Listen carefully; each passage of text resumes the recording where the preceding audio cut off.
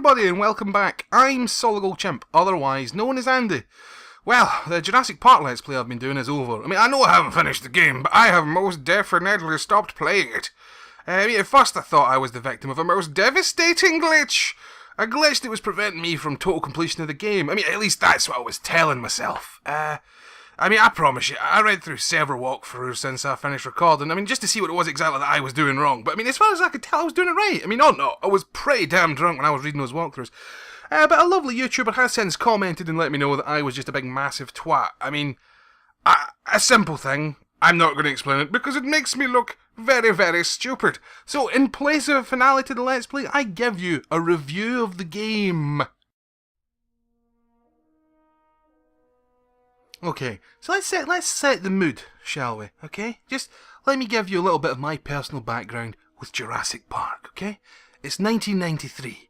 Everybody's wearing a NAFCO 54 jacket, shell suits are all the rage, the first train to travel through the Channel Tunnel completes its journey, and everybody and their mum is collecting pogs. I was 8 years old, and I didn't read too many books back then, so I hadn't heard of Michael Crichton, or his crazy vision of cloned dinosaurs eating everybody's face. But in the lead up to summer of that year, it was impossible to avoid his creation. Notorious sexual deviant and moderately successful filmmaker Steven Spielberg, he had decided to make moving pictures based on Michael Crichton's fevered dreams. God, there were posters everywhere. The shops were flooded with cross-promotions. Every cereal box had a dinosaur on it. The shelves were packed with toys. All of them marked with the JP logo, because if you remember correctly, the adverts, if it's not Jurassic Park, it's extinct. Those adverts made my willy fizz.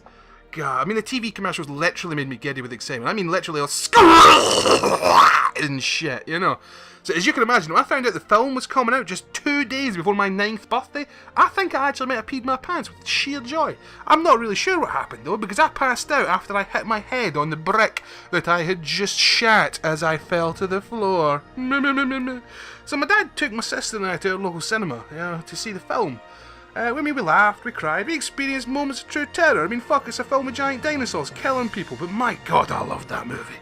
After that movie, I had to have everything that was even remotely related to that movie. Anything. I had all of the action figures, I had the vehicles, I had the dinosaurs, I even had the clothes, I had t-shirts, baseball caps, backpacks, everything with the Jurassic Park logo on it. I had books, dozens of books, annuals, comics, novelizations, making-ofs, and of course, there was the video game.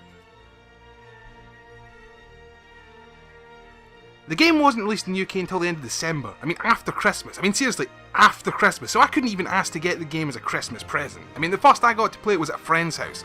His birthday was quite early in the year, so he had it not too long after the release. And man, I fucking loved it. I only got to play it for a short while at my friend's house, but I loved every moment I played of it at his house. I didn't care if I had to wait until June. That's when my birthday is. And I could ask for it as a birthday present. That's June, but I thought it was worth the wait.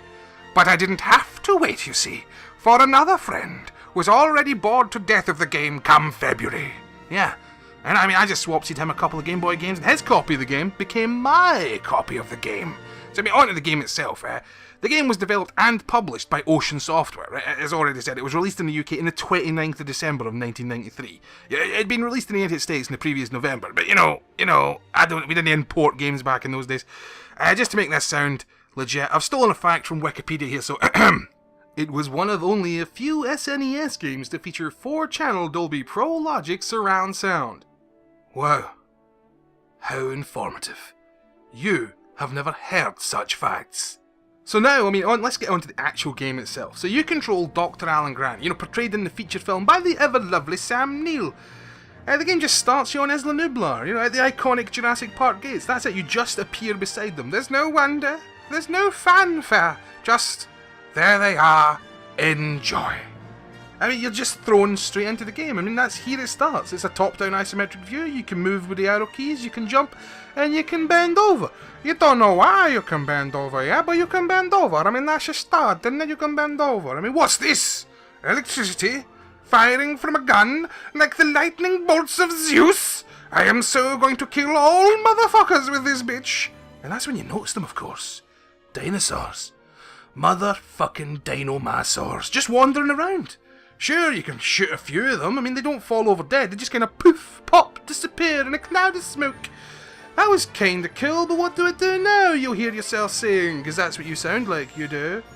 Yeah, I mean, that's the problem with this game. It just doesn't tell you what you're meant to do. I mean, I kind of knew what to do because I've been playing this at a friend's house. But I mean, if you're not familiar with this game, you are hoored. I mean, it's at this point you realise you can open the gate. You shoot it with your gun of electric shootings and you go through more dinosaurs. I mean, what else? It's a fucking dinosaur island.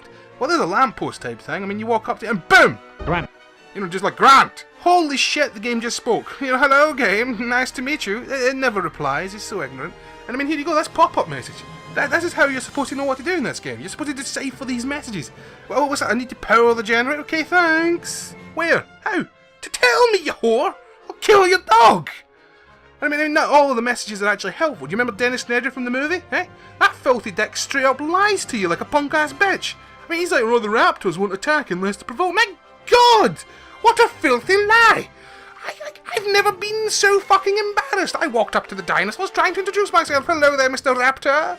I mean you no harm. Oh, please, stop eating my face. I suppose that brings us on to the actual main objectives of the game. You know, the ones you get from the lampposts. So in order, what you need to do from the start is you need to restart the power. Then we need to reboot the computer. Then we need to stop the raptors getting into the visitor center. Then we need to clear the ship of all the dinosaurs and stop it from sailing. And then, most disturbingly of all, we have to kill all the baby raptors with gas. I mean, once you've done that, you simply call for help and leave in a helicopter. Game complete. Wow, that was fucking easy. I hear you say again, because that's what you sound like. That's what I thought too, of course. I mean, the first time I got this far. But then, you see all those eggs scattered around? You know, some hidden, some hard to get to? Yeah, that's those eggs. Those eggs right there. Yeah, you gotta collect them all. They're like fucking Pokemons. You gotta catch them all! I mean, I always thought it was optional. You know, like in Sonic the Hedgehog? You can finish the game without getting the Chaos Emeralds, but nope. You need all of those bastards. So to complete your task, you wander off into the jungle, seeking a place to restore the power. You wander down a narrow stretch of jungle. Suddenly, Velociraptors everywhere, surrounding you! I mean, they just jump out of the fucking trees. Not one, not two, but three of the cocks. You're surrounded, you fire cattle prod, you panic. It does nothing, nothing dies. That's it. You die. I mean, so you reappear at the lamppost.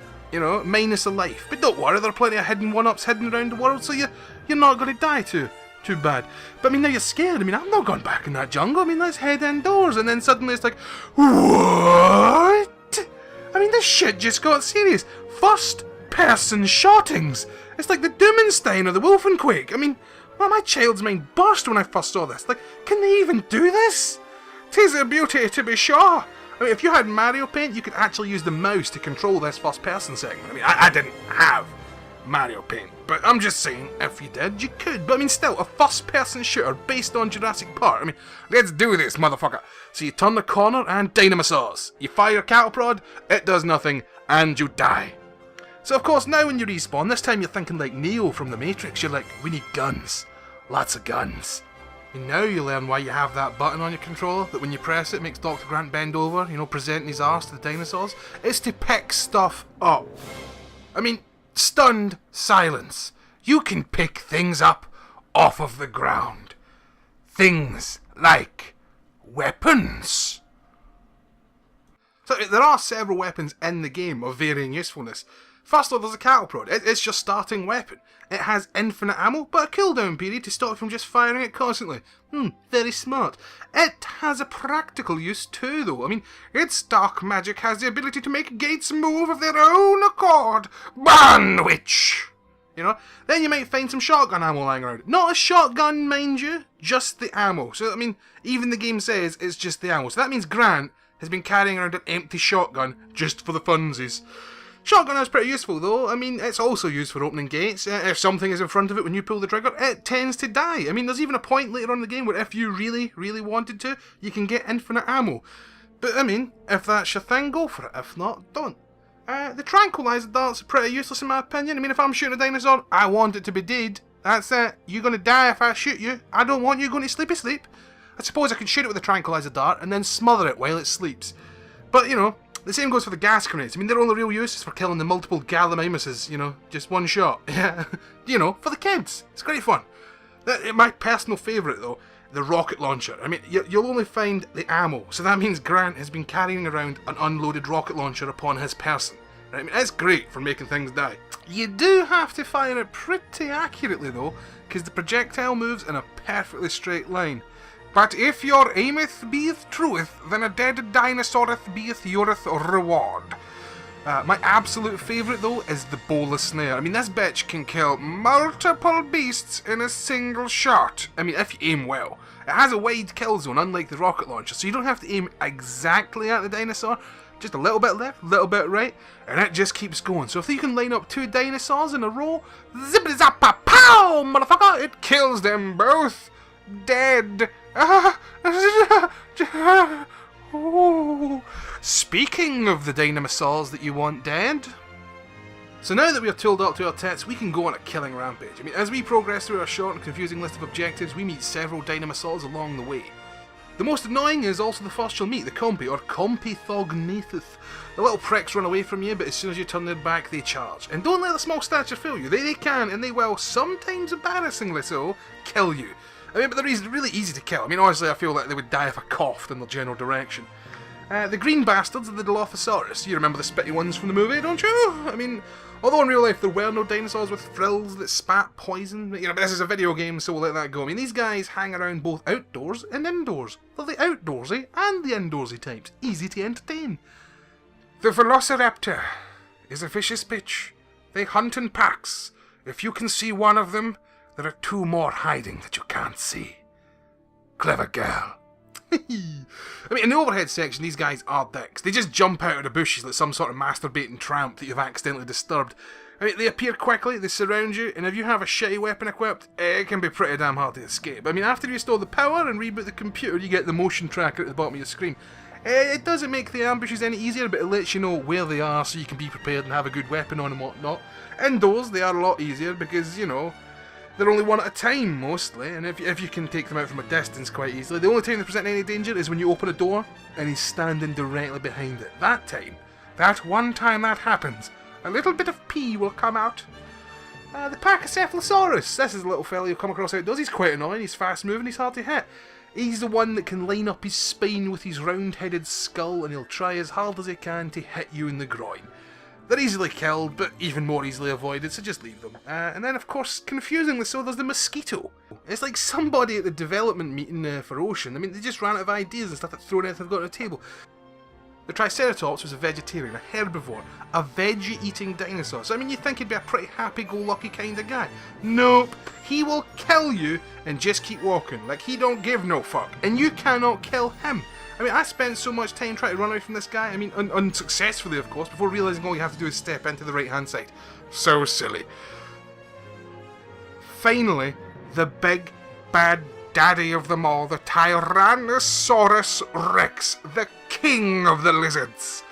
I mean, I would have thought this would turn up as a boss fight or something, but strangely, you can even see him before you complete a single objective. He's just hiding in the trees near the generator room.